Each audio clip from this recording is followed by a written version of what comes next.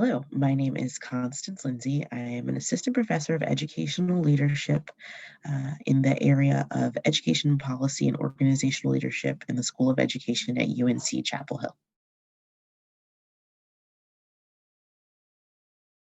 So, when it comes to the question why AFP, I think there's tons of exciting reasons why AFP is both a great organization and a true resource for those of us who are in education policy and related fields. I think one of the best things about AEFP is the community. It's a community of serious researchers who take the work seriously, who take the responsibility seriously of being people who are really trying to speak to interventions and policies that will make things better for kids. I think one of the things that makes the conference so awesome, for me in particular, is that the quality of the research is very high. There's never a bad panel. There's always something interesting, even if it's things that are sort of outside of your own wheelhouse. You can always learn. You can almost walk into a random panel, and you're going to walk out better than when you walked in. I think AAFP has the potential to rise to a number of challenges that we are facing sort of as a society around racial disparities, around all of the challenges that are going to come both in the short term and the long term when it comes to the disparate outcomes with regard to COVID. Um, and most recently, some of the challenges that we're going to have around civic education and making sure that we have a shared set of facts as Americans.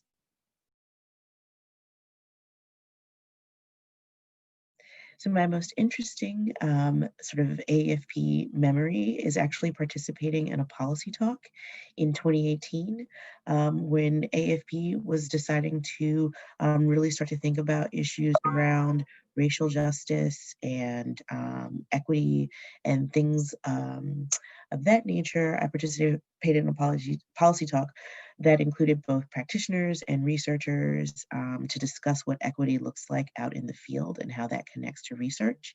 And that policy talk was super fun to participate in, both because of the people, but then also I think it started some really important conversations that are still continuing within AEFP to this day. And it also sort of represents one of the really neat things I think that happens at AEFP, which is the sort of organization's ability to really make sure that practitioners who are actually doing the work are included.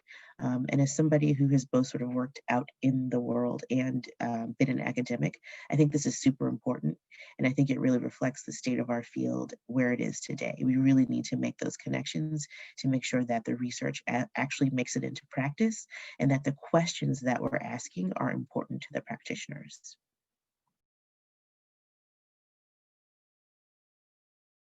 So I'd like to serve on the board for a few reasons.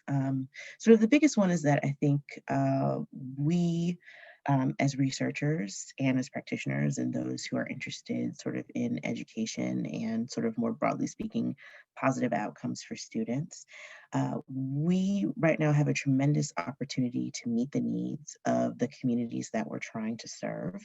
I also think we have a responsibility to hold our field accountable for being representative and being relevant um, in a number of ways. And I think I would have some unique contributions to the board with regard to um, some of those goals.